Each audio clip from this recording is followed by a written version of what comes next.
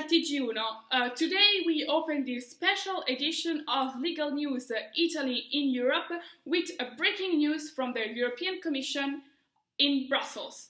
In fact, yesterday the European Commission decided on a proposal about a European Civil Code which would harmonize private law through all the member states. This is why our news channel will now dedicate a program of 7 weeks going in detail in every topic of the law. Today we start by looking at transfer and assignment rules in the context of property law. We have today here with us a legal expert from the Senate Commission in Rome, which will now give us a brief introduction to the topic. I now pass the line to Camilla Leonardi. Thank you. Thank you for the line. Today we're gonna deal with the concept of transfer of ownership. Therefore, the main question is, the first question is, what is ownership? Ownership is a legal entitlement and it represents the most extensive right in property law. The main question that will be dealt during this edition is, when do you become the owner of something? Do you become the owner of something the moment a contract is signed, or the moment you move into an apartment in order to become the owner of the apartment? So every legal system deal with this question in a different way. Let's focus on Italy. So, in Italy, the transfer and assignment rules, or cessione e passaggio di proprietà, changed during the history. So at the beginning, during the first draft of the Italian Civil Code of 1865, Italy presented a traditio system. Therefore, someone became the owner of something the moment the goods were delivered or the moment there was a registration in the land registered. However, in 1942, the Italian Civil Code was renewed and it was introduced the consensual system due to the influence of the Code Civil of Napoleon. So nowadays, a transfer of ownership is established the moment a contract is signed, so the moment there is agreement between the parties. So following from these premises, it is clear that Italy presents a causal system for transfer of ownership. So what does it mean? It means that in case of a mistake of the contract, of the underlying contract, which is the contratto di compravendita, in case of a mistake, the transfer is considered as being invalid. So we have this because of Article 1325 of the Italian Civil Code, according to which every time you sign a contract, there must be a cause behind it. So there must be a socially acceptable cause behind it, and if there is no cause which is socially acceptable, then the contract is considered as being invalid, and therefore the whole transfer is considered as being invalid.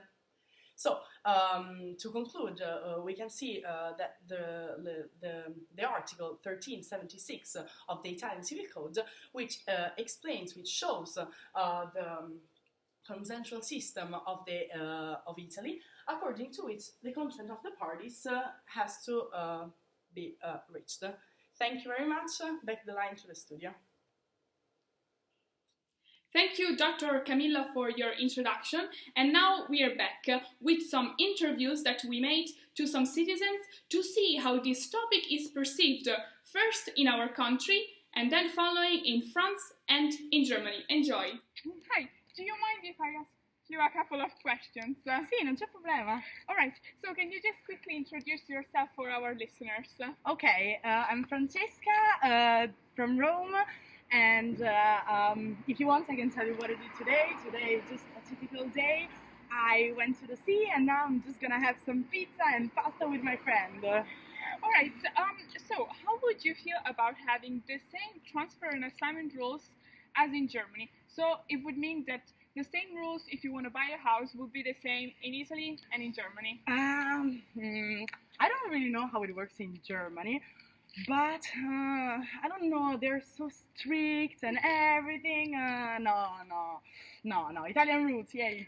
But what if I tell you that having harmonized rules would actually be so beneficial for the European economic efficiency? I don't care about the economic efficiency. I would rather be poor my whole life, poor and Italian my whole life, rather than German and rich for one day. All right, thank you so much. Bye, thank you. Hello. Bonjour. Would you mind if I ask a couple of questions? Oui, ça va. Okay, firstly, can you please introduce yourself to the public?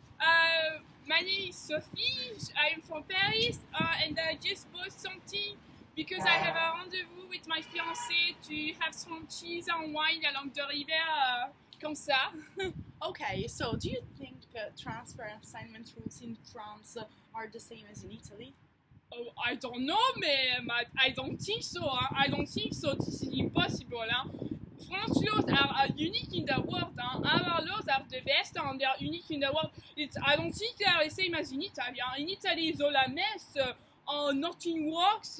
In France, everything works. So I don't think they are the same. No. French laws are much better. No, I think they are very different. Ouais. Okay, but what do you think about French laws being harmonized with Italian laws in order to have European economic efficiency? Ah non, we didn't do the French Revolution for the economic efficiency. We did it for liberté, égalité, fraternité. This is what counts for the French people. We have values of égalité, fraternité. Non. Ça, c'est vraiment pas la France. No, we can't do that. I don't think that this is impossible. No. Okay, perfect. Thank you very much, Sophie. Bon, merci, au revoir. Au revoir. Hi, sorry, do you have time for a couple of questions? Well, I have a meeting in 5 minutes with Volkswagen, so if you make it quick, it's okay. Oh yeah, sorry. Can you just first quickly introduce yourself for our listeners? My name is Lotte. I work in Darmstadt for a car producing company. And yes, today is a nice summer day. Okay, do you think German transfer and assignment rules could be harmonized in Europe? Well, I do believe they could. I think the German rules especially are quite detailed and they work well, and structured, so I think this could happen. The other legal systems could well adapt to the German rules. And do you actually know that it would be really beneficial for the European economic efficiency? Yes, of course I know, of course. I mean, Germany is the strongest leading economy, so if we want a strong economy in Europe as well, I think definitely we should harmonize the rules. All right, thank you. Thank you. It's been already 6 minutes. I really need to go. Back to the studio. I really hope you enjoy the interviews. And now we are going to look at the topic from an academic perspective. And for this purpose, we have the Associate Professor in Comparative Law from Maastricht University, Dr. Angelica Giombini. Yours the line. Good morning. Thank you for the line, Camilla. Now, in this edition, we will see that an accurate legal comparative analysis shows that the Italian legal system is strictly connected with the French and German ones by means of common history and common rules. France, for example, has the exact same causal and consensual system as Italy because, indeed, the French Civil Code is based on the Code Napoleon of 1804, which, through the Napoleonic occupation of northern Italy, was also partially transposed into the Italian law. This is why transfer and assignment rules of France and Italy are the same. The consensual nature of France can be seen in Article 1138 of the Code Civil, which reads as follows. Germany, instead, has a different system from the Italian one. However, the German legal system is still related to Italy as a country. In fact, a major part of German law is based on Roman law, which originated in Italy and still today forms a big part of Italian law. From Roman law, German law derived the traditio system for the transfer of ownership. From von Savigny, instead, one of the major legal scholars of Germany, German law developed the abstract system, by which the transfer of property is made by two distinct and independent legal acts. The validity of the first act, the titulus, namely the contract, does not determine in any way the validity of the transfer of ownership, which instead depends on the validity of the second legal act, namely the modus, namely the delivery or registration of a good.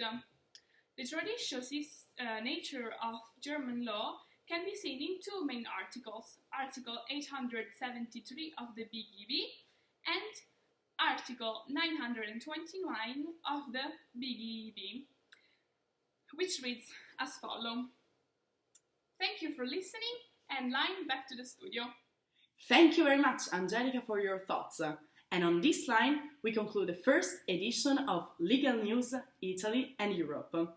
We hope we left you with more clarity than doubts, and hope to see you all next week for the second edition. Stay tuned, grazie e...